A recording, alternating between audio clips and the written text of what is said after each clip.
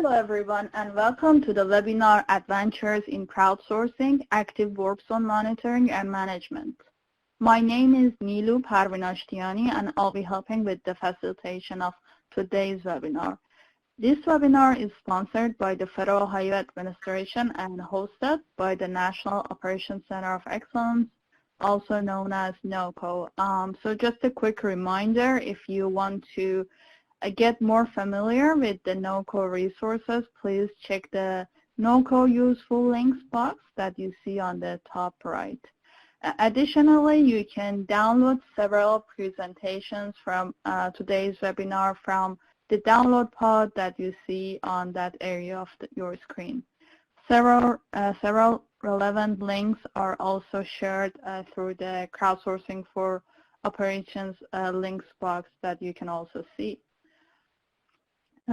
So a few other logistics that I wanted to share for today's webinar is that we are recording this webinar, and that recording along with the presentation slides will be available through the on-demand learning section of the NOCO website.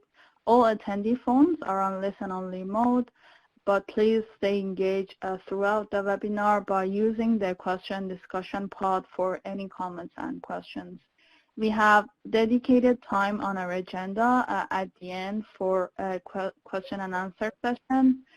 So please use that pod to put questions as they come to your mind during the presentations, and we'll make sure to cover those questions at the end to the best of our ability. So that is all I had with the logistics, and with that I would like to hand it over to our moderator, Daniel Grate, to start us off. Daniel. Thanks, Nilu. Good afternoon and welcome everyone.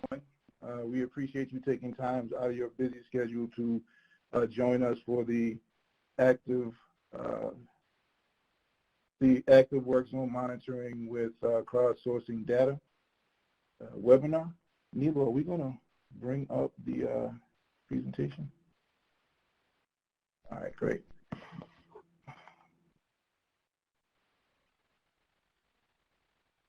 So the goal today is to give some insight on how this innovation may potentially enhance operations in your agency.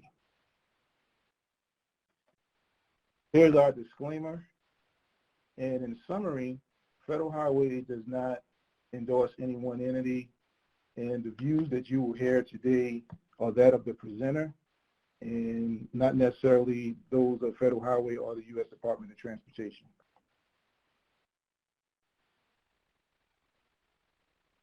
I am Daniel Grate, Jr. I'm with the Federal Highway Administration's Resource Center. I'm a member of the Operations Technical Service Team, and I'm your host for today.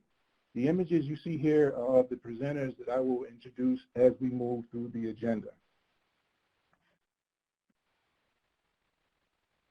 Here's our agenda for today. We roughly have about 45 minutes to an hour of presentation material, and following the presentation, as Nilu mentioned, there will be a Q&A session, and we ask that you put your questions into the chat pod.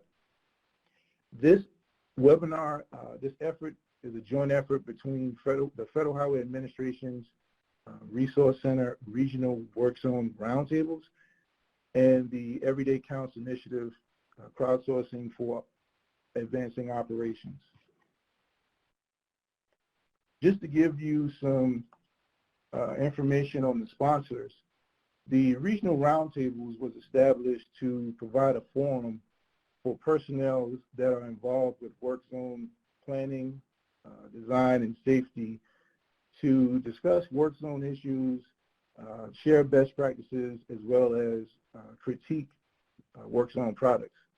There are 7 geographical regional roundtables across the country, and each one of those roundtables hold their roundtables biannually.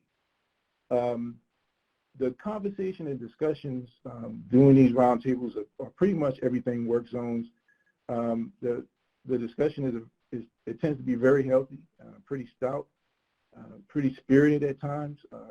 The folks that are a part of the roundtables aren't shy at all. So again, we cover any and everything work zones, And just to give some perspective, the virtual roundtables run anywhere from an hour and a half, or excuse me, 2.5 hours to about 3.5 hours. The live work zone roundtables that we used to have once upon a time before 2020, those roundtables tend to run anywhere from a day and a half to 3.5 days, and we very rarely get through all of the agenda. Again, pointing to the stoutness and the amount of information that's covered during those roundtables. If you would like to be a part of the roundtable in your region, by all means, simply reach out to your local Federal Highway Division point of contact, and we will get you set up so that you can participate right away. The Federal Highway Everyday Counts Round 6, or EDC 6, is a state-based program that rapidly deploys proven technologies and processes that enhances the efficiency of operations. EDC Round 6 will run from January 2021 to December of 2022 and will highlight innovative programs such as crowdsourcing to advance the capability and maturity level for operations at a state DOT and local transportation agencies. Before we get into why crowdsourcing for operations, let's take a step back and kind of talk about what crowdsourcing is about. And crowdsourcing is about actively or passively engaging travelers to solve a problem. And typically the problem that we're trying to solve is situational awareness for roadway and traffic conditions. Crowdsourcing data comes from connected vehicles, navigation units, vehicle probe data, 311 and 511 services, social media, and more. There are three primary reasons that an agency may want to explore crowdsourced data.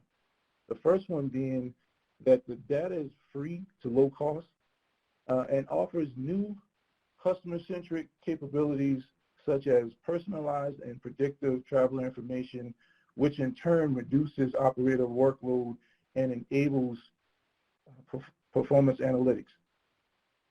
Secondly, crowdsourced data helps to quickly detect incidents of any source on both secondary and primary roads, which assists in avoiding roadway incidents, reduces secondary crashes, and improves travel time reliability. Lastly, crowdsourced data helps an agency to better utilize their ITS infrastructure, and it expands the geographic monitoring of for the state or local agency without requiring any additional deployment, thus yielding some operational savings there as well. This is actually the second round for the crowdsourcing initiative. The first one went from 2019 to 2020. And during that round, most agencies focused on improving one aspect of operations using crowdsourced data. The low-hanging fruit that they took advantage of was that of traveler information, incident management, traffic studies, road weather management, and arterial management. This round for EDC 6, the crowdsourcing program is helping agencies integrate multiple sources of data and support the use of this data across multiple focus areas. As the 6 that we have here on the screen, of which work zone is one of them and is also the focus of this webinar. We have some additional information that the crowdsourcing program wanted me to make you aware of, and that is that the team will soon debut platforms for communities of practice called crowdsourcing cohorts. This will be in the form of informal virtual meetings where participants can share expertise and pose questions for peers to provide insight. There's a link in the download box, a link. Yes, we'll pull it up later. But There's a link there that will give you more information so that you can look at the details to see if this cohort group is something that you would like to be a part of. Also, there are some points of contact at the bottom of this slide. James Collier from headquarters at Federal Highway, Ralph Volpe, and Greg Jones, who are with the Resource Center, are very good points of contact as well. Here are some other resources as it pertains to EDC and crowdsourcing, EDC6 and crowdsourcing. The crowdsourcing team is available to support collaboration within a region or state to advance crowdsourcing. They wanted me to have you to know that the program is planning for a new round of EDC support, so please get your requests in early. And lastly, to stay informed, please subscribe to the Crowdsourcing e-news newsletter.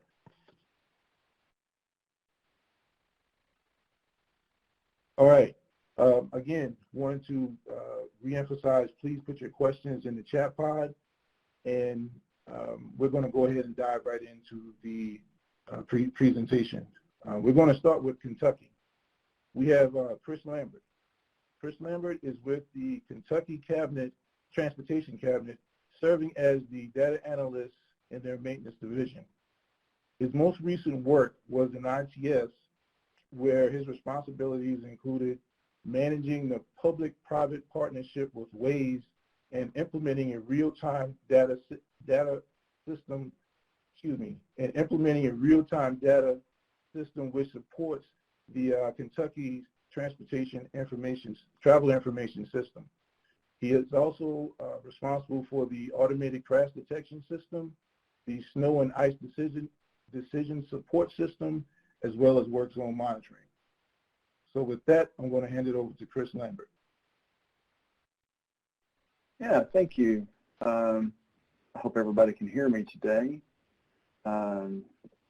So work zone monitoring for us, just to get started, work zone monitoring for us was really almost an accident.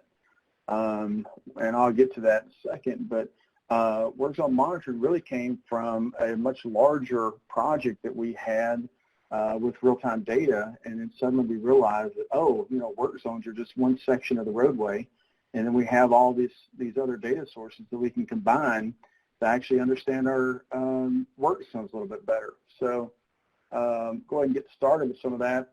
You know, in 2014, I simply made the statement that I want all of our data to work together. I had no idea that it would end up being a 7-year career project for me. And then in 2021, I keep telling everybody, just, you know, we just need one more thing, just one more thing. And so my boss likes to give me a hard time about that because I'm always just, I'm never leaving anything alone.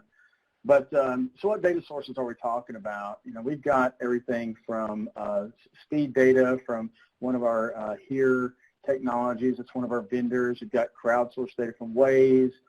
You know, we've got a lot of different data sources that we combine together. And really, we kind of cheat a little bit. We're combining all of this with our linear referencing system, which gives us county route, mile point. And we add 47 fields of metadata to each and every record that we receive so that we can kind of snap all those records together and for different use cases. So what does that mean? When we built this system, what we really wanted to do is we wanted to monitor and assess or monitor and measure what happens on our roadway. We really wanted to be able to recreate that story, to go out there and see, okay, if I were actually on the roadway, what would I be seeing? What's the speed of the traffic? What's the environmental conditions? What's the air temperature, pavement temperature? Is it overcast? Is it raining? All these different conditions. And we really actually started with snow and ice as our primary use case. So that's the reason we have a lot of weather information in there as well. But we really just kind of wanted to recreate everything. And the way we do that is any type of polygon that we have, any type of kind of broad area data source that we have, we actually snap that to line segments. So we take that polygon and we've divided all of our roadway network. We've got 29,000 miles of roadway network, and we've got all those broken out. This year, or last year anyway, we had half-mile segmentation, and this next year we're going to have 2/10 mile segmentation. And any roadway segment inside of that polygon receives, that record. So that can end up being a internal report from our own maintenance staff saying that this entire county is, plowing and treating, or some type of a status over the county, and we kind of superimpose that record from the county down to all those half-mile segments. And then for lines, for line versus line matching with like here and ways and things, we do some line snapping there, and we take the greatest percentage. Like a line has to match at least 70% of the linear referencing system line, and we kind of snap that record, and we use our own geometry kind of as the master record at that point. So you can look up things based on our RT unique and our own system.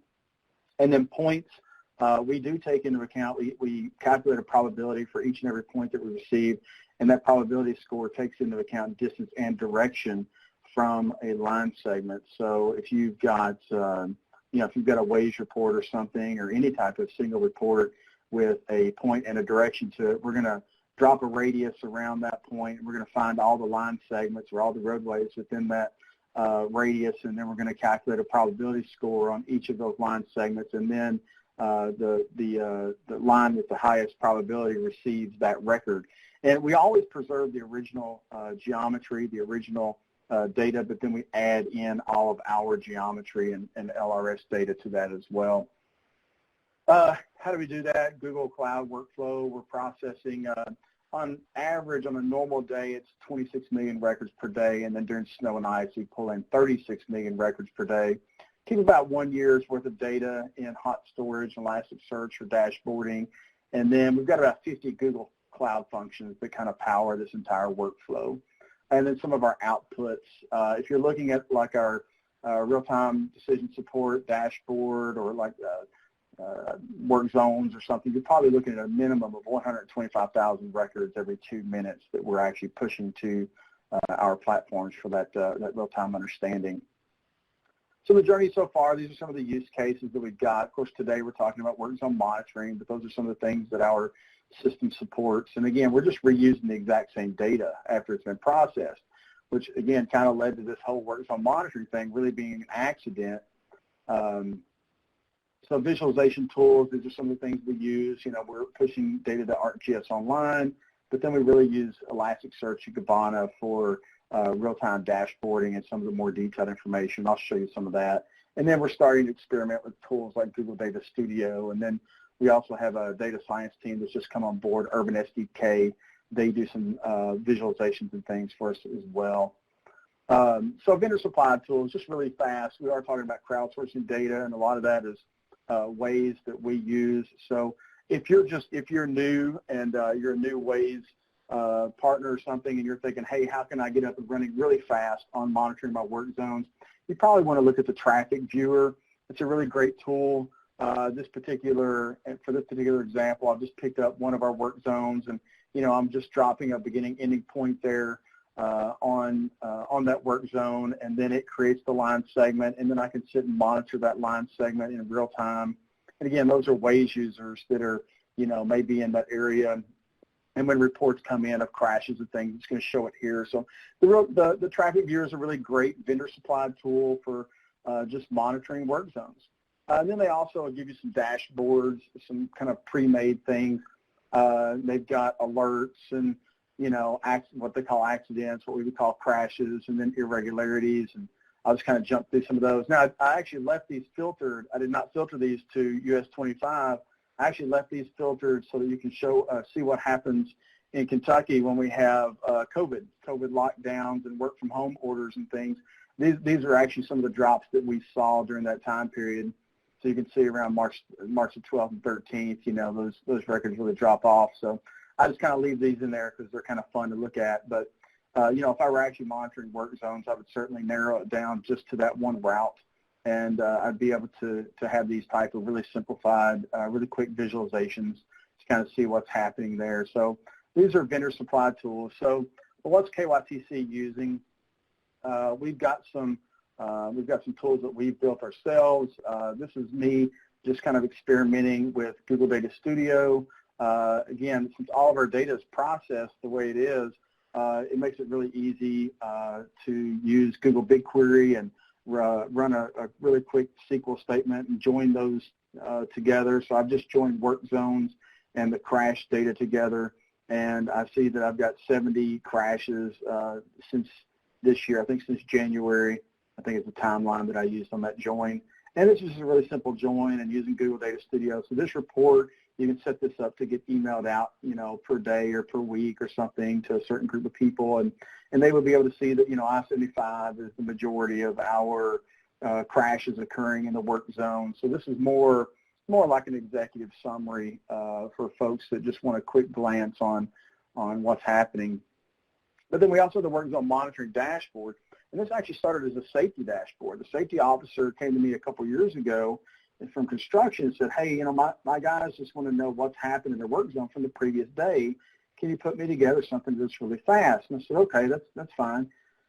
So we just kind of made this dashboard, but work zone monitoring was always something that I wanted to get a little more detail on. So this is simply, we've taken our crashes, we took the WAZE reports, we took the TriMark reports, which covers our metro areas in Louisville and Covington, and then we also took our statewide traffic management center. We just put up the crash reports here, and then we put up our work zones from those places as well, from our traffic management centers. And then we've got detected incidents. I won't get into detail on that, but we do some incident detection based on WAZE and data from here. When those two things match up, we kind of flag that as a detected incident. So, but I want a little more detail. So back to US 25 here. If I actually click on US 25, it actually brings up, kind of some detailed information about what the work zone is. But if I click on that more info button down there that shows up on the pop-up, that actually launches me into a much more detailed view of the work zone. And I think I set this for 30 days. I think is the time frame on this. But now I'm actually that hyperlink passes along some of these filters. So I know this is Laurel County, US 25, so this is cardinal, non-cardinal direction. I've eliminated the ramps there, that RT section 0 and 10. So I can see my average speeds. I can see it's a lot more, it's more interactive. So when you mouse over those darker squares, you get the lower speeds there. Now, I've not had any crashes here, and that's good news. We enjoy seeing that. And then I also see where my most congested locations are, which looks like mile points 18 and 19. So I've got both time and location kind of covered with this work zone performance. And then, so I'm going to go on though to a little bit heavier work zone, gets a little more action. Now we're looking at I-75. Again, we're just using the same dashboard. Pull up a work zone on I-75, and then we're going to click on more info. It's going to bring us up to the same type of dashboard here. But then I see that incidents have occurred, right? I've got some crashes like at mile point 174, 175, 176. So, and then down at the bottom here in the middle, I can see what my low speeds are. So I've got my average speed as my green and my minimum speeds for this time period, each mile point, so I can kind of understand what's happening in the queue. But I actually want to go check out some of these incidents that have occurred in the work zone. I want to do like an after-action view on these type of things. So I go back to the incident, and I click on more info on the actual incident. Now I'm looking at this dashboard, and this brings into a lot more detail. I can see here in the middle of the day or toward the beginning of the day, we've had an incident, and the crowdsourcing reports are at the bottom, so I've got the types sorted out in these swim lanes. And then over on the right side, I actually have speed data based on mile points, so I can actually understand what's happening or where it's happening. I can actually understand where the speeds have dropped off.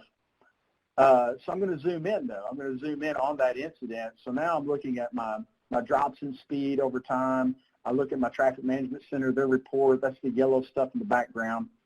We recently did an upgrade and makes that particular visualization looks kind of ugly. And then I'm looking at my recovery time, right? So I'm looking at cardinal and non-cardinal direction there, so I can see that, it looks like the non-cardinal direction is the one that the event happened in, and that those speeds really dropped off. And then, like I said, down at the bottom, I'm looking at when those reports from the crowdsourcing came in, and then, of course, my speeds. But then what about the regional impact of these type of incidents? When we had the Brent Spence Bridge, we wanted to look at, kind of a larger impact. So we're actually using aggregated data here, and the inside shaded area of the grid shows current average speeds, and the outside of the grid is showing free flow speeds. So when you have a mismatching color, it essentially means that you're either above or below the historic free flow. And then down here at the bottom, we're doing a heat map of congestion and things, so we can actually see what type of routes are congested during what times. And then kind of here in the middle, these different bar graphs, again, we're going into more detail on different route types. And of course, we've got the overall average miles per hour. And then crash mitigation. This is just, again, taking information from either a traffic management center or from Waze. This particular visualization is our traffic management center, but you can do the same thing with Waze and other crowdsourcing reports and kind of cluster these based on time of day and then based on mile point, and we can actually understand when and where that events are most commonly occurring. We actually did use this. We had some of our Kentucky State Police, we had a short-term grant or something that Kentucky Office of Highway Safety administered and asked them to go out there. No tickets or anything, but we were just asking them to go out there and show police presence to try to get people's attention and try to mitigate some of these crashes that were occurring. So that's just some of our uses with crowdsourcing and works on monitoring. And we've got a lot happening in this area. We're working now. We're using our data for performance management, some other stuff. So you're probably going to hear a lot more out of Kentucky in terms of work zones and things in the near future. Our Division of Construction is working on some policies. We're having to work through some legal issues with liability and things with using and responding to this data. And I can't really speak to those. I'm not in the Division of Construction, but I know some of those talks are underway now. So I will end my presentation there. I think I'm supposed to be done. So I don't know if we're saving questions to the end or not, but I will gladly turn this back over. Thanks, Chris. And yes, we will be taking questions at the end. Sure. Thank you. All right. Next up, we have the state of Iowa. We have Iowa DOT as well as Iowa State University. We have Tim Simodynes, who's with the Iowa Department of Transportation, and he has been with them for 23 years and has served as the traffic operations engineer and TSMO program manager since the fall of 2020. Prior to that, he was the state ITS engineer and also worked as a safety engineer. Skylar Knickerbocker is a research engineer and co-director of the Real-Time Analytics and Transportation Lab, or Reactor Lab. He works primarily in the areas of traffic operations, maintenance, and safety, including data analytics, data visualization, and big data management. He leads several research projects for the Iowa DOT, Minnesota DOT, as well as the Federal Highway Administration. With that, I'll hand it over to Tim. Great. Thank you, Daniel. Thanks for having us. Great presentation by Chris. There's a lot of good stuff there. So I'm going to give some background on our intelligent work zone efforts and then hand it over to Skylar to show all the great stuff they're doing with our data. So we started pretty early on with our traffic operations focus and look at sources of congestion. I think we do, like every state, we do a lot of different things for that. But what really stood out to us was that the causes, when you look at construction, we not only can have control on that, but we're the cause of it. We create it. So we have pretty much total control over what happens with construction. So that was an early and has been a consistent area of emphasis for us. Going clear back to 2014, we started a traffic critical projects program. That started really as just kind of focus on what can we do reactive or with intelligent work zone, traffic management planning. But over the years, it's really matured and got into pretty deep into planning work zones, tracking, monitoring, alerting, and more deeper evaluation. That's the kind of stuff that we're going to talk about today. Just a real high-level look at Iowa. We've got several metro areas kind of dispersed, so not clearly a rural state in general, with a lot of focus areas in our more metro areas. That's where we have our ITS deployments mainly focused in those green areas around our metro areas and then along some key interstates. We're also adding areas in yellow. I think the key thing I wanted to point out here is we have a single statewide traffic management center based at the Des Moines area. And that has a big impact on how we're able to coordinate all our statewide efforts through that single focal point. It gives us a kind of a good place to start from, where we don't have like two dominant metro areas that have separate software and separate areas of focus on them. So for our permanent devices, again, these are mainly focused around our metro areas and some major interstates. We have, like most states, pan-tilt zoom cameras, traffic sensors, overhead and side mount dynamic message signs. With our single traffic management center, that gives us a single advanced transportation management system, that software that the TMC uses to control cameras, put messages to our dynamic message signs. And that software is capable of doing automated messaging based on sensor data, so automated queue detection and warning and travel times. So we wanted to take advantage of that and make this part of our intelligent work zone system and not have the standalone systems. So through our statewide intelligent work zone contract, we've got portable cameras that have the same features as our permanent cameras.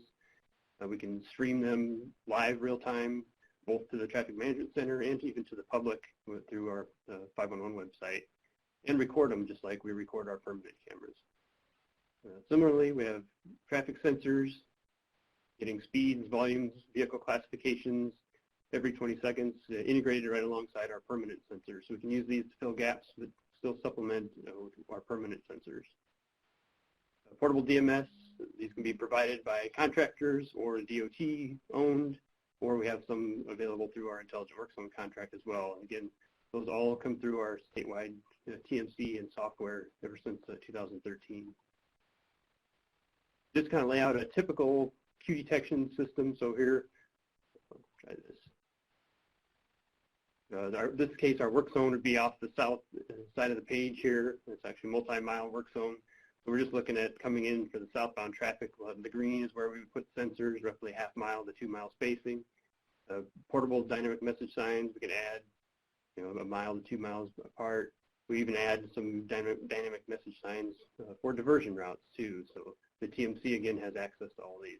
But as these sensors would detect slowdowns, it automatically puts messages to the dynamic message signs and alerts the traffic management center so they can take a look. We would deploy cameras in here as well, those aren't shown, so they can see firsthand what's going on and override those messages and see what's going on. And if needed, could put messages on this approaching route to say, there's a delay on I-35, use US 69 as a diversion route. This is kind of a typical layout.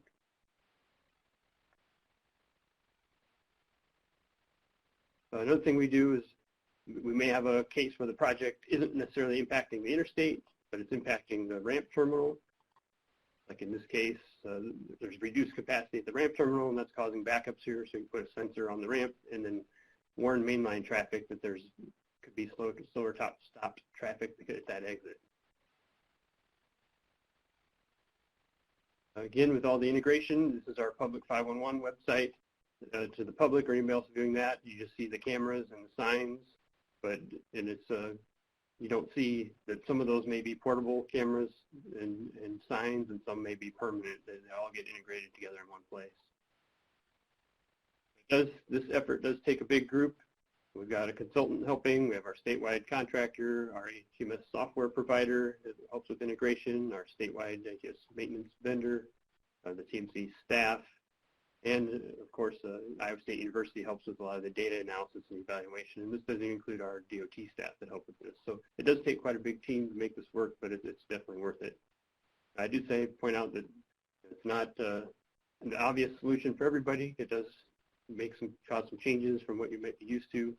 And in some cases, like the alternative would be to have your intelligent work zone be part of the traffic control contract.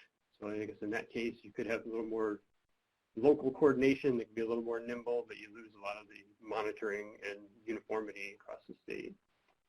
It does, like I said, with that big team, it does require a lot of coordination, but we found that it's really worth it. Some of the successes is Traffic Management Center is able to monitor, so it's not just for being notified when there's a backup, but they're also able to see if a camera's not working, if a sensor's not working, if a DMS is not working, just like with our permanent ones. So it gives you that visibility to make sure your systems are working. And again, everything gets, whether it's permanent or portable, owned or rented, everything gets integrated into 511. And then the other big thing is that because of all the integration, the performance and data tracking tools we gained that Skylar will talk about. With our statewide effort, we've done, I guess the first thing I'll mention here is we do have statewide INRIX data, that's probe data. It's a little bit separate from our intelligent work zone efforts, but it is something available that we make use of to be able to track, especially work zones that are maybe moving more or in a rural area where we don't anticipate problems. Rather than deploying sensors, we are able to use our INRIX data. We've used Bluetooth sensors as part of our statewide IWZ contract. We've done some special cases like we wanted to watch for. This is a rural 2-lane highway where there's no turn lanes to be able to watch for traffic waiting to turn left and automatically warn people coming over the hill behind them. So we've done some truck vehicle entry warning systems. Like if we had one case where the trucks were entering on the median side and going up an incline. So we wanted to warn approaching traffic that there's going to be a truck coming in the left lane ahead of them. So we've done some time-lapse videos, a lot mainly for like accelerated bridge construction to be able to collect video. That's just using their contract as a vehicle for that. And emergency pull-off detection. We had some rural locations with the emergency pull-offs built where we had head-to-head traffic, just to be able to know if they're being used or if somebody had parked a car and left it there. And sometimes you find things you maybe didn't want to see. The last thing I wanted to mention here is that with all the data that we've collected and integrated together, I didn't see that Skylar had this in his presentation, so I did want to mention this lane closure planning tool. We were able to take all of our permanent and even temporary sensor data and compile it into this tool that anytime you've got a work zone that's in an area, we can go see that sensor and see the historical data. And by defining, my pointer again here, you can change your work type, whether it's a shoulder closure or lane closure, work near the lane or not, and it puts the threshold line in here. And this tells me that for this point on the interstate, I need to not close lanes during these hours. These are the hours of the day across the bottom. So it tells you the days of the week and the hours based on the month and the year to help us plan when we should allow lane closures.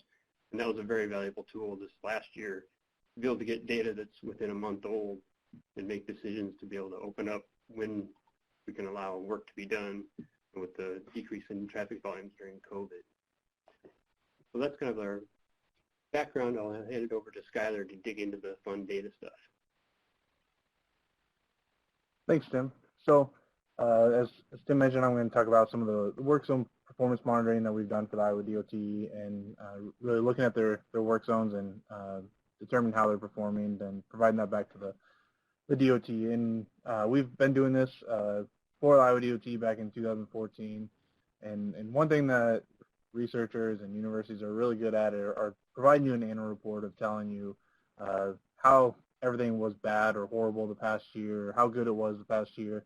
But one of the goals for our performance monitoring system was to be able to give you timely information and to not notify the key personnel at the end of the year that a work zone was bad all year long, but to give them timely information so they can make decisions in the moment or for that week or for that day to change something and actually improve the roadway or the work zone performance before it gets even worse or before it continues on throughout the entire duration of the work zone. And so one of the challenges with that is all the data. So Tim talked about all the sensors that we have, and for anybody that just wants to go in and look at the data or provide some summaries of the data, it's just a fire hose of information. So you really need tools to be able to show this information, to make it easily consumable and giving them that relevant information. And one of the challenges we always try to address is not making them work too hard to get after the information that they need, because if you make them work too hard to get after the information, it's just not going to be used.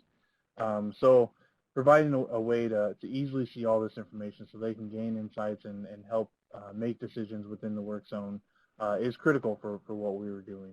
And so to do this, we developed some visualization tools that we built in Tableau that allows the DOT districts and central staff to first see a map of all the TCP work zones across the entire state.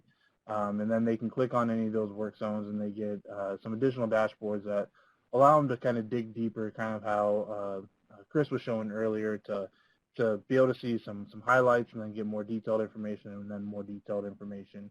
And that comes in the form of a weekly report, then a daily report, individual speed heat maps that aggregate the data every 5 minutes, and then actual hourly volume distributions where they can actually kind of do what Tim was showing in the lane closure planning tool while the work zone is active to see the distributions. And all these tools are interactive and web-based. So I normally have a video here that shows the tools in action, but you're able to choose how many weeks you want to see, and then you get 8 key performance measures that we've identified, that detailed information for each of the weeks, and then it's the same exact view for the daily performance measures, just showing those summary data on a daily basis. But one of the most commonly used features is actually our speed heat maps, and they're just like all other speed heat maps where you get the green and red and yellow showing you where the slowdowns are occur. But the one key thing that we added after a couple of years was actually showing that camera imagery, which received a lot of good feedback from the field staff, where they can quickly identify from the camera images what's going on without having to dig into a bunch of other data sources, and to kind of get back to that, make it easy for them to view that information. And so in this example here, you can see we actually had 2 times where the queue exceeded our farthest sensor back. And at this point, you thought that the queue was kind of receding. But then if we actually went and looked at the camera images, you can see that there's a stalled vehicle that ended up triggering this to back up again and cause some additional backups that we weren't expecting. So you can still get that from the other information, but to quickly kind of view through the heat map, it helps to have that camera image information. And this is the way that the dashboard actually looks in the tool.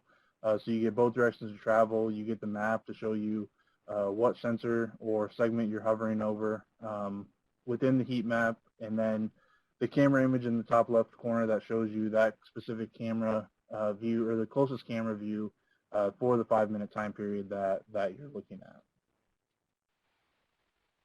But one of the challenges that we had after the first few years was actually being able to alert people of things that were going on in the moment.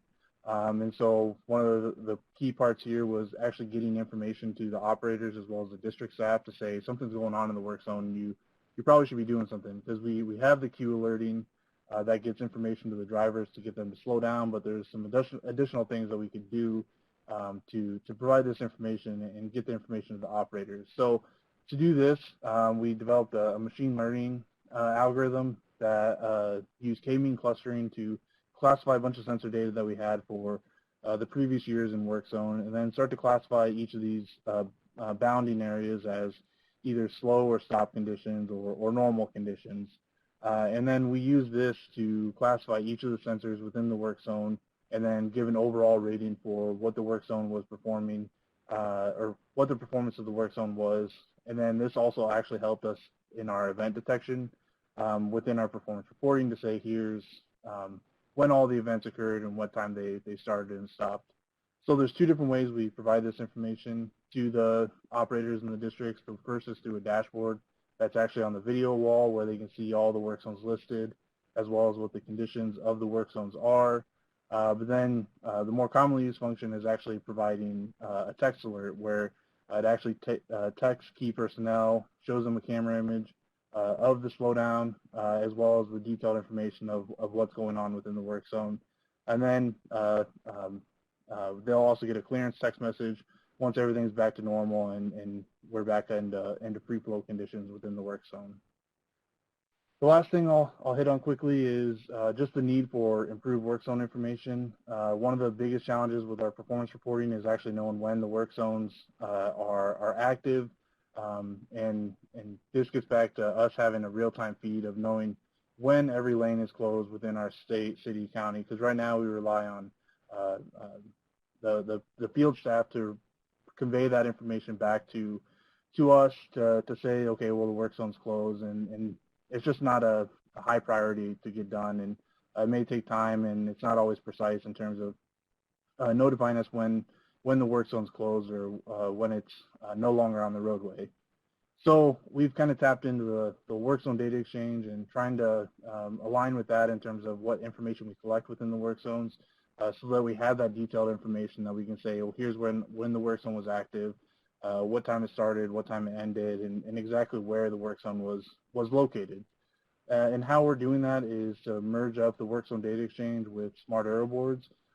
So our plan that we got a micro grant through the work zone data exchange is to generate a work zone data exchange feed from our ATMS system that actually associates arrow boards to the work zones automatically, which gives us a verified location and time of when the work zones are available or were started, as well as when they were removed, and then provide this information through third parties to directly get into the vehicles and maps to notify drivers as they're approaching the work zone that there's a work zone ahead and that they need to move over or adjust their driving patterns or turn off their automated driving systems because the roadway isn't in its normal configuration. And so as part of this, we've done a lot with the smart arrow boards in terms of developing a protocol. We worked with all the manufacturers and got them tested and verified that they're providing us good information, and started deployment of the smart arrow boards through the contractors that are actually doing the work, and on all the interstates starting in 2021. And right now, this is a couple weeks old. I think we're up to well over 100 smart arrow boards on the roadway that we're getting data from and actually able to track where the work zones are so it can ultimately improve our work zone performance monitoring. So that's it for me, and I'll hand it back to you, Daniel. Okay, thanks, Skylar. Thanks, Tim. Next up, we have folks from Purdue University. We have Howell and Dr. Darcy. Dr. Darcy Bullock. Howell is a senior software engineer at the Joint Transportation Research Program. He holds a Master of Science from Purdue University College of Engineering. He has 16 years of professional experience in application and database development and over 8 years in transportation research.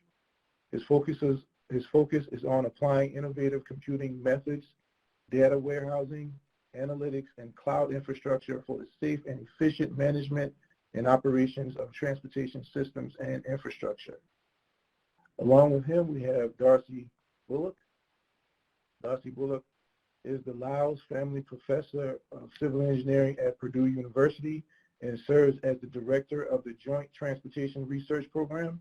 Dr. Bullock is a registered professional engineer in Indiana and has 30 years of experience in the industry working closely with airports, transportation agencies, public sector partners in the area of transportation systems and big data. Howell, you're up.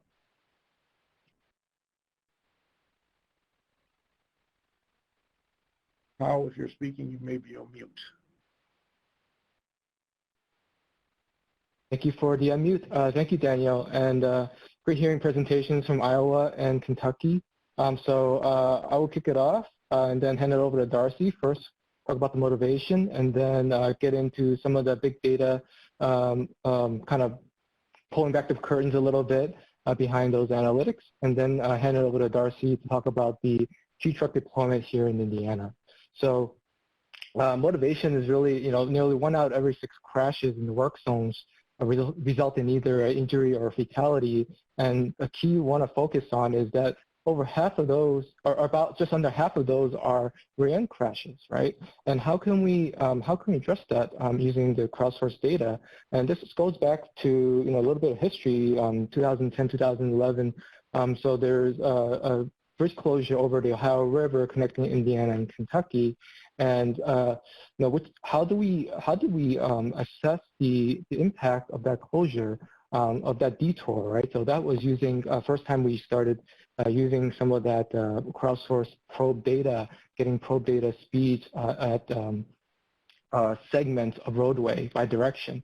And back then we had a lot of kind of just validating the veracity of the data. And this is Darcy in the CESNA with INDOC colleagues, flying dozens, if not hundreds of hours to validate pictures and of the roadway. And we also did some spirited testing at night on some low volume roads where we crammed in one vehicle and put a whole bunch of phones with that application to see if we can change the speed of the roadway. And it turned out the difference in terms of the speed feedback was about 3 to 5 minutes from when we've driven the road. And the real kind of motivation was to reduce that time from, in terms of traffic incident management timeline, the initial incident occurring, incident reported and verified, what's circled here in the red arrows here, reduce that time. So this is the original Delta Speed application back in 2014 that we developed. Really was to look at where are the incidents occurring across the state, popping up on the menu to the right. But since then, from our earliest segmentation where it was 4 to 5 miles where we can get the end of queue down to about in 2014, 1 to 2 miles. And in 2019, got within 0.1 mile, which is about 250 meters. Now we're looking at connected vehicle trajectories where it's 3 seconds whether the vehicle is stopped or moving, right? And how do we, in terms of the challenge of processing that data, bring that data in, snapping it to segments of roadway by direction, by time of day, and so forth. It's been a challenge. And I'm going to talk about some of the other types of data as well on top of that, not just GPS data and time data, is really these enhanced data elements where you have windshield wiper events, where you have traction control and braking. And in some instances, we found that compared to dry conditions, as opposed to slushy or snowing conditions, you see that reduction in the driver's kind of tendency to use the brakes to reduce by 60% in some cases. And so going back up to kind of on the national level, and this figure shows across 11 states in terms of movement data, which is the GPS data that's timestamped, and the event data where we look at hard acceleration and hard braking events, what that looks like. So Indiana is kind of like that middle of the road. Of course, the big players like California and Texas dominate that space in terms of the data volume, right? So the trajectory data, so what is that trajectory data, right? What does that GPS data look like? It has a data point identifier, trajectory identifier, and these are obfuscated or privatized elements that we can't decode, right? There's latitude and longitude, there's timestamp, speed, and heading, and the time difference between each consecutive GPS point is 3 seconds, and the resolution spatially about 3 meters.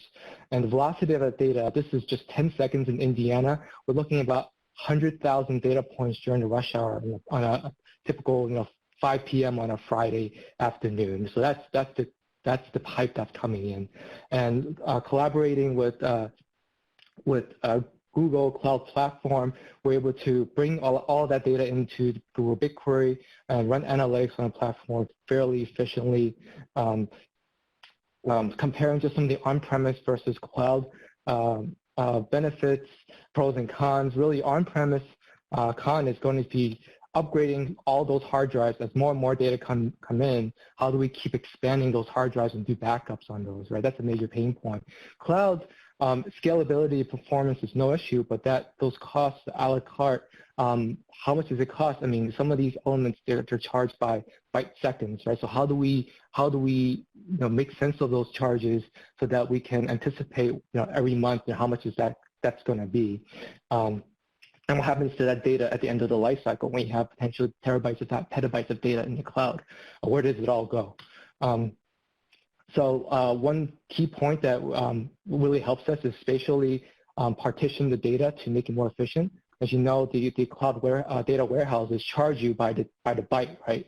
So the less data you analyze at a time, the smaller geofences, the better and the cheaper it is. Also, if you partition by time of day, let's say, and let's say in this case you're looking at I-65 for 10 miles only for a 2-hour period, well, there's no reason for you to look at the entire day's data. Really, you just want to look at 3 hours of the data, those partitions of interest, so you don't get billed for all these. These are some of the implications of going to cloud. So we start with service provider, and we bring the data every 30 seconds. It goes into a storage bucket. We have data pipelines that go through, the data enrichment process goes into the data warehouse in BigQuery, and gets enriched again so that it can be presented in some of the dashboards that Darcy will be pulling up in a few seconds. And then that goes out to the users and practitioners at the Traffic Management Center, as well as consultants and researchers. So with that, I'll hand it over to Darcy. Okay, hey, thank you, Howell. You can hear me, right? Yes. Okay, perfect. So I think one of the common threads that we heard Howell reiterate, that we heard also from Skylar and Chris, is in common themes: scalability, data fusion, linear reference, big data. I think we would all agree on this. And I guess before I jump into this, and I noticed when Chris kicked off, I mean, they're a heavy Google user. Howell's been kind of blazing a trail for us with Google and the big data. What I want to do when I talk through today's presentation is a couple points I just want to remind you of. Howell talked about 50% in 2019, 50% of our crashes in work zones involve the back of queue. So we put a huge amount of effort on identifying the back of queue. And I won't reiterate too much of the techniques on that. I mean, it's been covered before.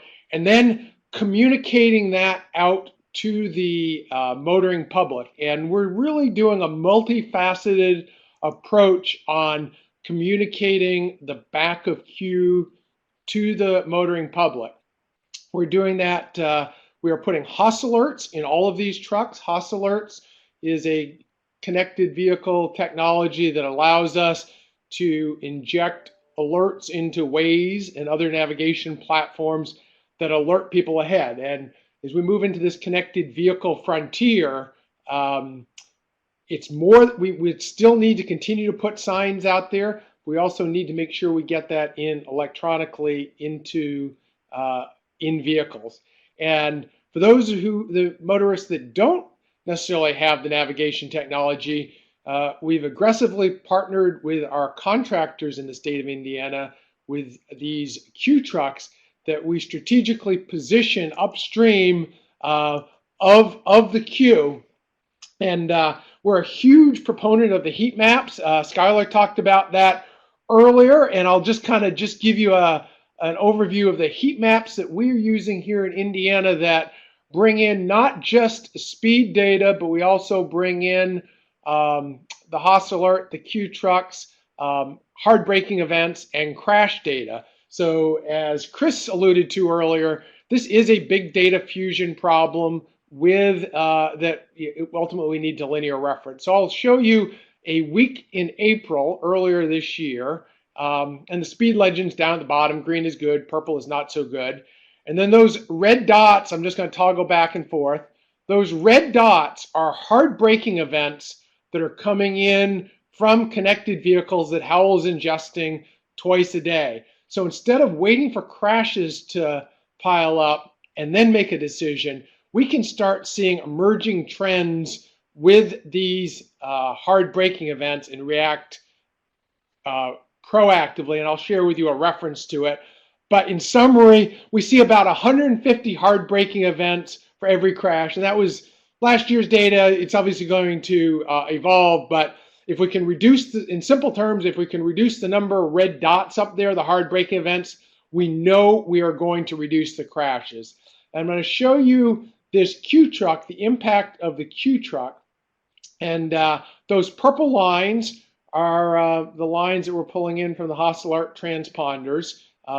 And if you see, this is the southbound direction in that lower left quadrant, and that purple line is the position of the truck.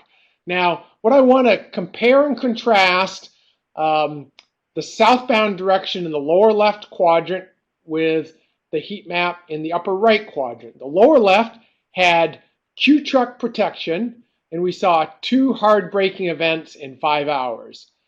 When we see that event on April 7th there, we had 9 hard braking events in 3 hours without a Q truck.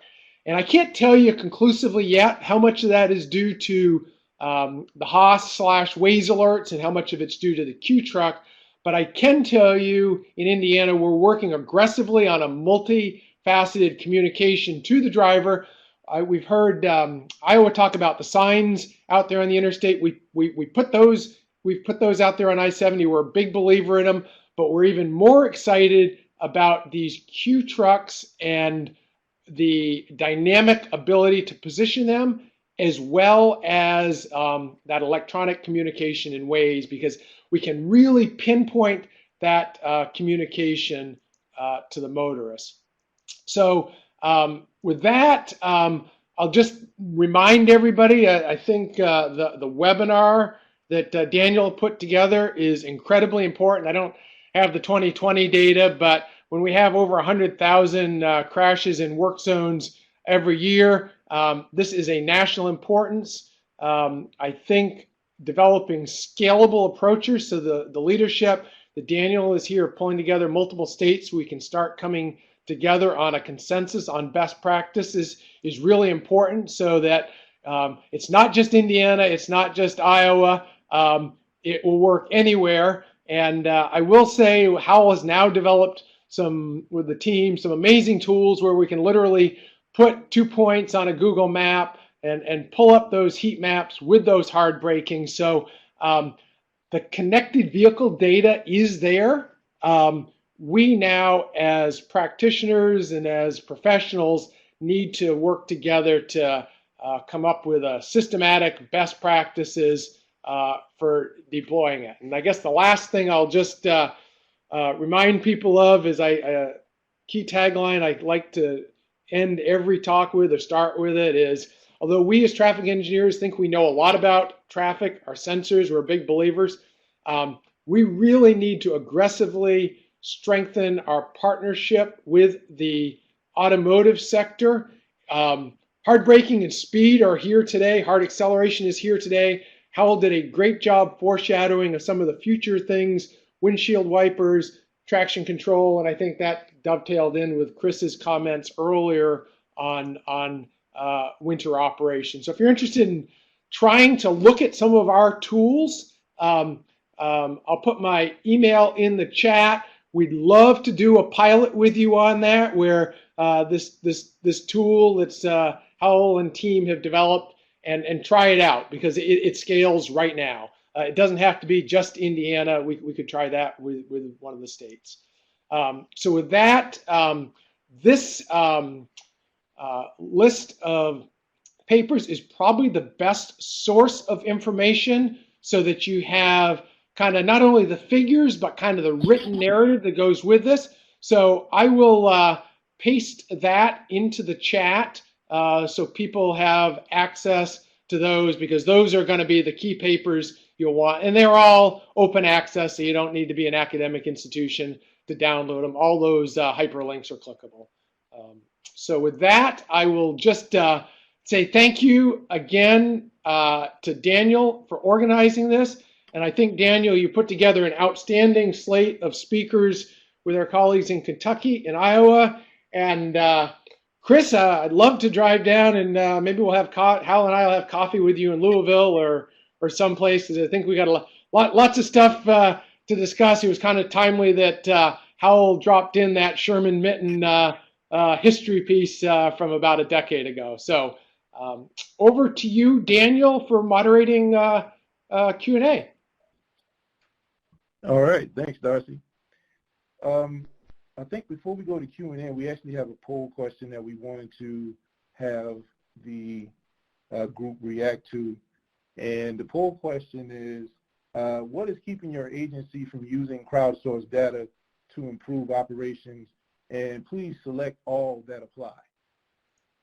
We'll give you a few seconds to react to that, and then we'll jump right into the Q&A.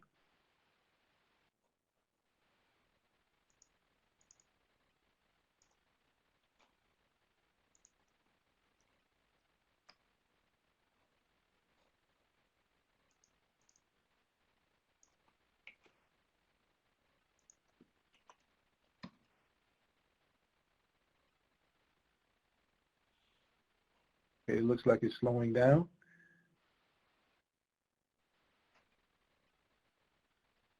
Okay. Well,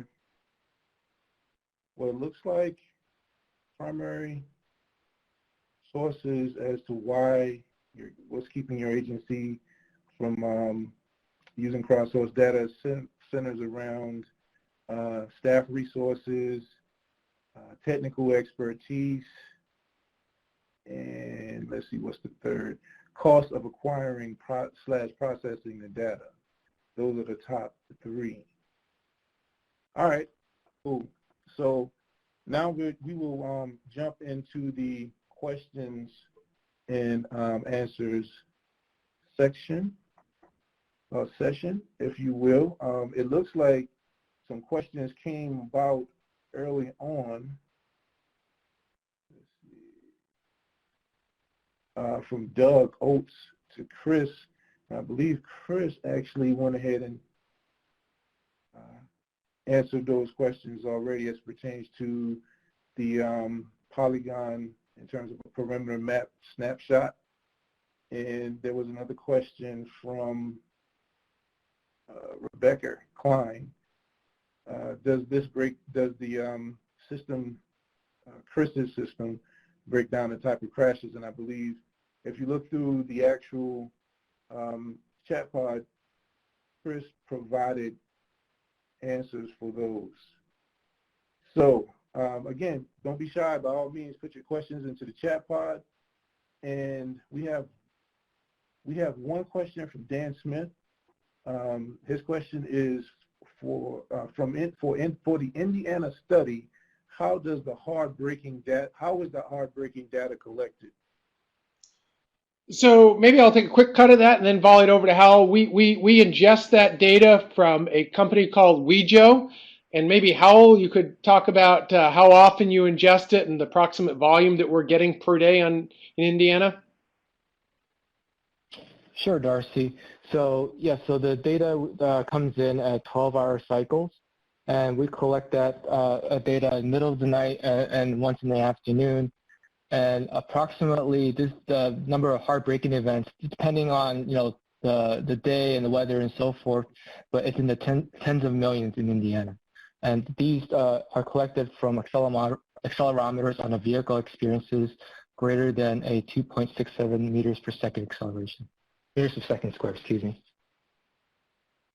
Fantastic. And that link that I put in there will give you some details on kind of the correlation, but it's strongly correlated with crashes. Okay. All right. Thanks.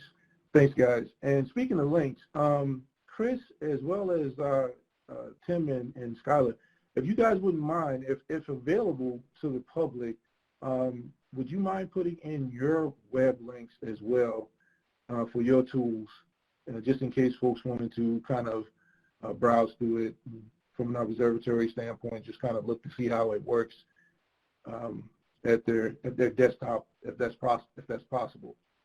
Let's see.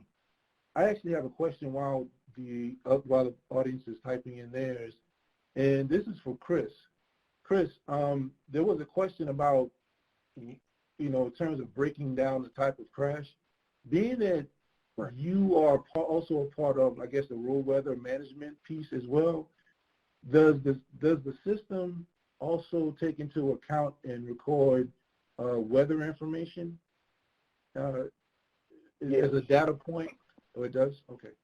Yes, that's part of our dashboarding. So I've got a bunch of other dashboards. That's a very long presentation, our snow and ice stuff.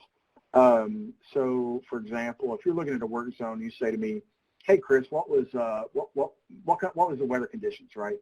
We also interpret Doppler radar based on linear referencing system as well, and we interpret the different green colorations and things so that we understand if it's if it's raining or snow or freezing rain, that type of stuff. So we interpret those colors from the National Weather Service, and we actually assign a numeric value to those Doppler radar readings for each half-mile segment of roadway. And then, so that can be seen as well. So we can actually go back and recreate that value. And then, of course, we have air speeds, wind speed, air temperature, dew point, wind speeds, and some other stuff that we factor in. So those can be layered on as well. So if you want to look at, for example, we're doing it's not pertaining to work zones, but it is crashes. We're getting ready to start a research report with Western Kentucky University where we're looking at weather conditions and crash reports, and so we're going to layer in that data. But we're doing most of that analytics in-house, and then we're going to write up the report part of it. But yeah, all of our data is made to match and kind of work together, so that depending on what you're wanting to see, you can kind of layer those into those graphs, and you can graph that information separately or I mean independently on top of that. So, but sorry, I'm rambling. Thanks, Chris.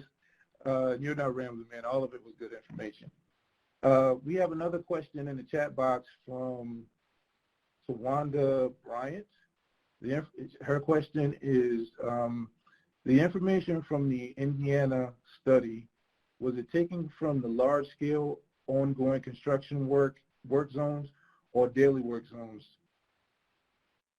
Oh, and she says, thank you for mentioning the weather portion. That was going to be her next question. Let's see. Let me Darcy. take a cut at that. I'm trying to read between the lines. So the paper, the data in terms of the crash rate in construction zones was based on several dozen work zones studied in 2019, and it was a diverse portfolio across the state. It wasn't. I would say any work zone on the interstate is a major work zone in our opinion. We didn't collect it for things like pothole patching or anything like that, but they were collected from work zones that had a sustained presence for at least a month. And if Tawanda, after she looks at that paper up there that I had the link on, if she has any further questions, she can get in touch with us. But I think I answered the question she asked, but I'm trying to read between the lines. I tell her to feel free to type in additional information if she'd like.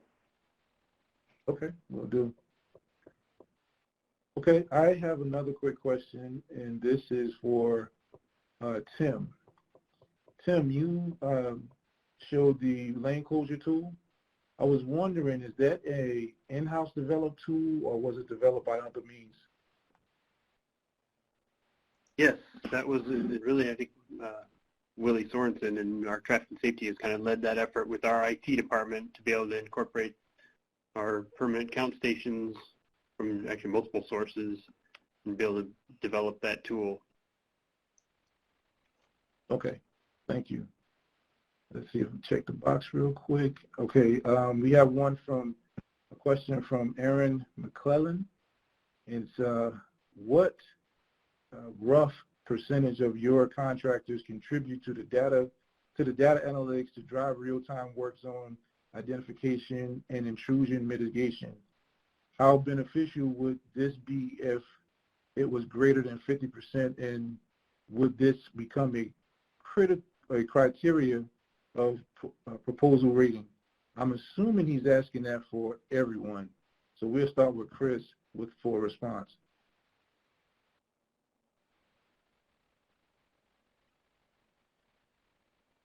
What was that again? What was that question toward me again? I'm sorry.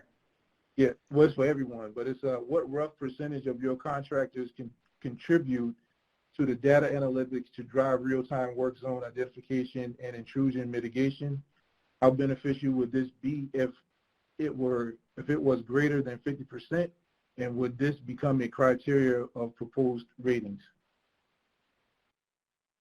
I don't really have any input on that. I mean, I'm not sure. Our contractors, our work zone monitoring, what we were trying to do from an ITS standpoint was just to use the data available to try to better understand our work zones. And that, I think some of the policies that Katie Stewart and other folks in construction are developing now will probably start answering some more of those type questions. But right now, I wouldn't have any I wouldn't have any insight on that.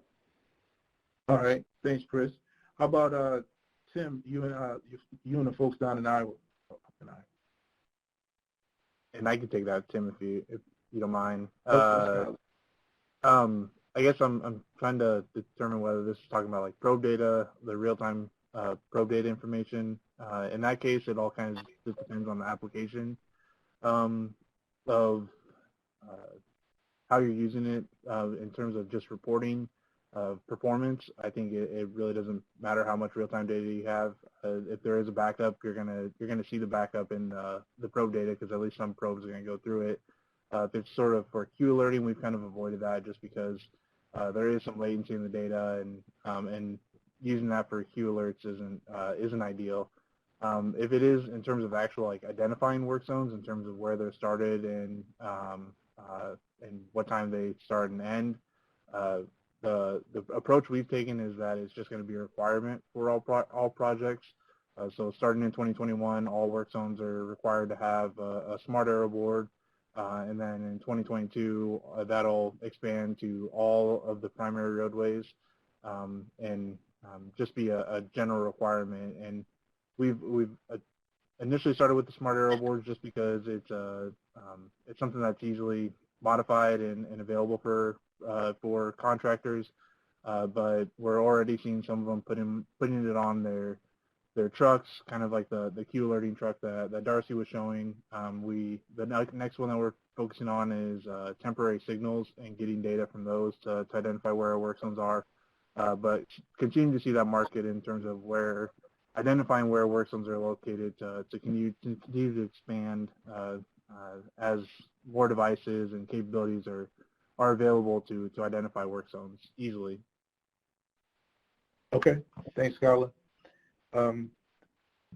Darcy or Howell, do you guys have a response for it?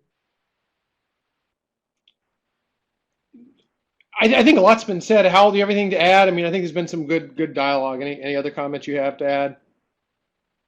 No, I think to Tim's point as well, like majority of the data is crowdsourced data, but in terms of, I don't have any comments on the contractor's contribution to that. Definitely not 50% of that data.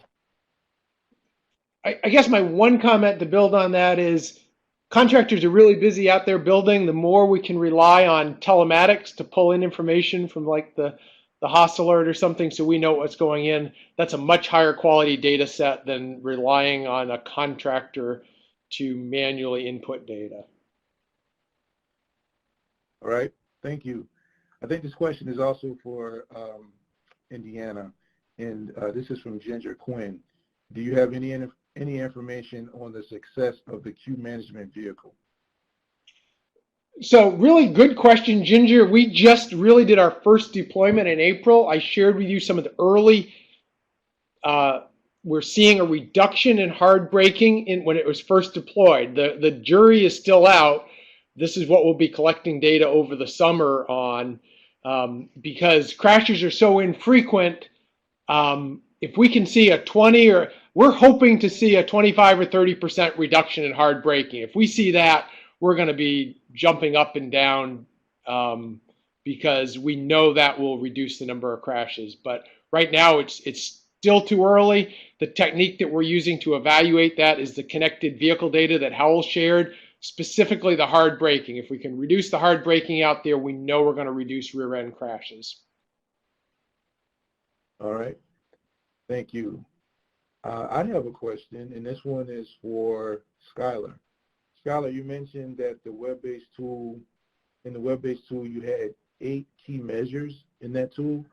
How heavy of a lift was it to, I guess, narrow it down to 8 measures? And who was a part of that selection process?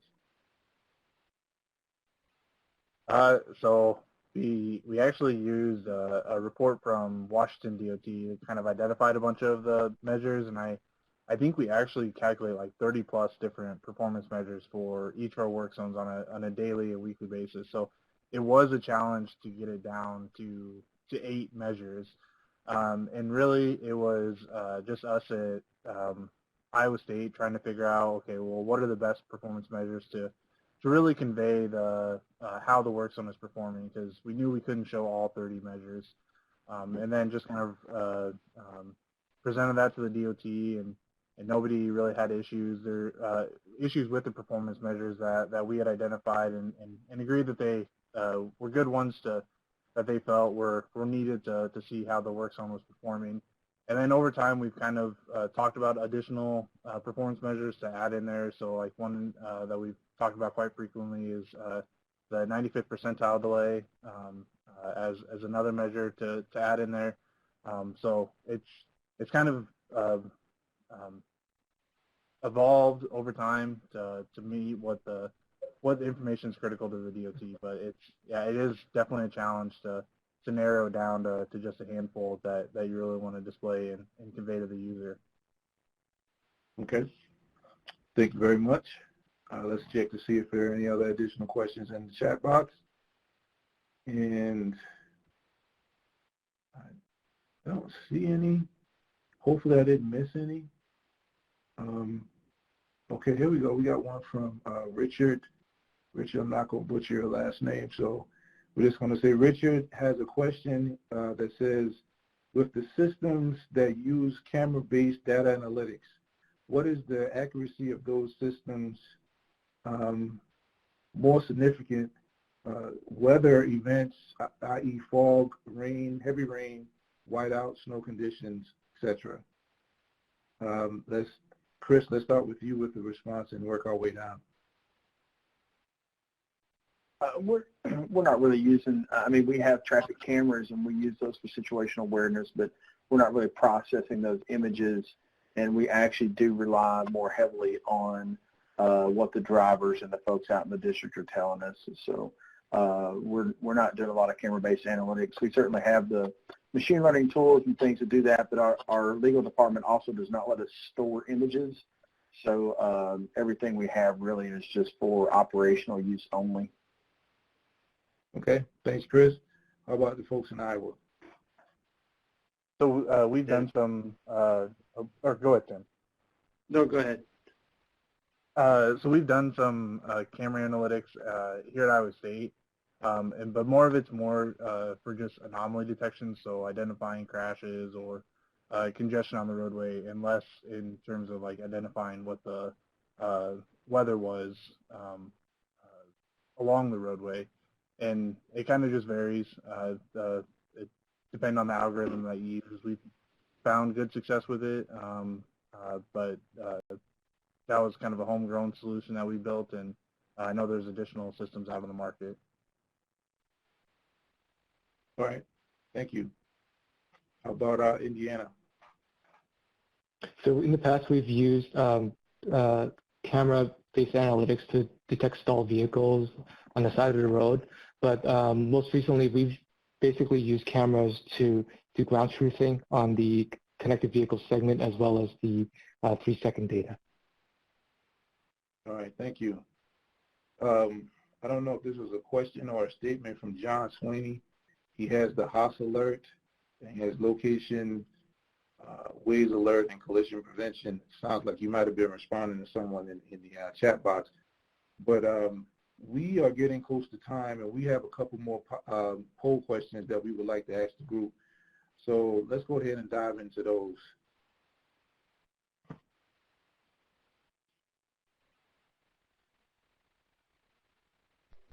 So these poll questions center around, is there any other topics that you would like to see be a part of the Adventures in Crowdsourcing webinar series? And does your program have anything to share as a part of these? And if yes, please leave your email address. And I think there is one more. Oh, and would you recommend this webinar to friends and colleagues? And lastly, did you find this presentation or webinar informative on a scale of 1 to 5? As you guys are going through that, I'm going to go ahead and extend my thank yous to the presenters. Thank you guys again for taking time out to participate in this webinar. And as Dr. Bullock said, hopefully this is something that starts a dialogue that extends beyond this webinar as a community. I also want to thank the center, Nilu, who has been a trooper through all of this. Thank you for, setting this up, everything from the logistics down to the registration. Thank you for that. And I'll pause for a second to let you go through the poll questions. And we'll, pull up the last slide that has the contact information for myself. Again, I'm Daniel Grate. I'm with the Resource Center at Federal Highway. And I'm the lead facilitator for the regional work zone roundtables. And we also have some point of contacts for the crowdsource initiative, EDC 6, and that will be James Collier, who's from headquarters, Federal Highway.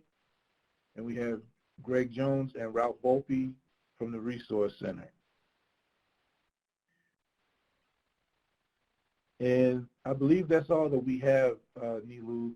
We can give them a few more minutes to answer the poll questions. But unless let me check to see whether or not there are any other questions in the chat pod before I close out. I don't think that there is. But with that, if everyone is done with the poll questions, we actually have 4 minutes that we can give you back to your day. So Nilu, I'll turn it over to you to close us out. Thank you so much. Nothing further from me. Have a great rest of your day. All right. Thank you.